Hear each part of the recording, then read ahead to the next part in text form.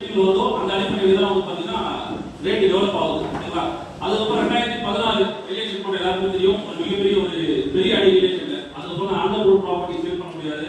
நிறைய ஒரு நெகட்டிவான விஷயங்கள் வந்து தொடர்ந்து நிறைய விஷயங்கள் பணம் இருக்கு.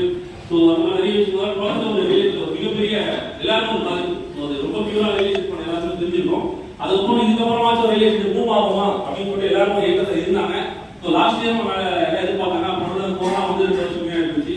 இந்த மாதிரி நிறைய நடந்து அதுக்கப்புறம் என்னோட விஷயம் கிடையாது, இருக்கட்டும் எங்க நண்பர்கள் யாரா பண்ணா கேட்டு பார்க்கலாம். எல்லாருமே ரொம்ப எதிர்பார்த்து காத்து இருந்தது 2024 தான். சரிங்களா? 2024 அதாவது தை மாசம் உங்களுக்கு பிறகு ஒரு கண்டிப்பா ஒரு பெரிய மாற்றம் நடக்கும் அப்படின்னு எல்லாரும் எதிர்பார்த்து காத்திருந்தாங்க.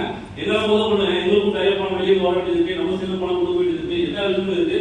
எல்லாத்தையும் நம்ம எதுவுமே காத்து இருந்தது. கண்டிப்பா அந்த தைக்கு பிறகு ஒரு நல்ல ஒரு மாற்றம், நல்ல பூம் நடக்கும் அப்படின்னு எதிர்பார்க்கணும். கண்டிப்பா நம்ம எதிர்பார்க்கறது தான் இன்னைக்கு ரியல் எஸ்டேட் இருக்கு. ஏன் அப்படின்னா இப்போ நான் ஒரு மாசம் 1.5 மாசமா மார்க்கெட்ல இறங்கி சர்ச் பண்ணி பார்க்கும்போது, அனலைஸ் பண்ணி பார்க்கும்போது சைட்டுடைய மதிப்புகள் வந்து பாத்தீங்கன்னா மிக பிரமாணமா ஏறி இருக்கு. அது மட்டும் இல்லாம இப்ப நமக்கு லேஅவுட் கொடுத்தாங்க இல்லையா, லேண்ட் ஓனர் அவங்க சைட்ல வந்து பாத்தீங்கன்னா ஒரு மிகப்பெரிய எதிர்பார்ப்பு. ஏன்னா அவங்க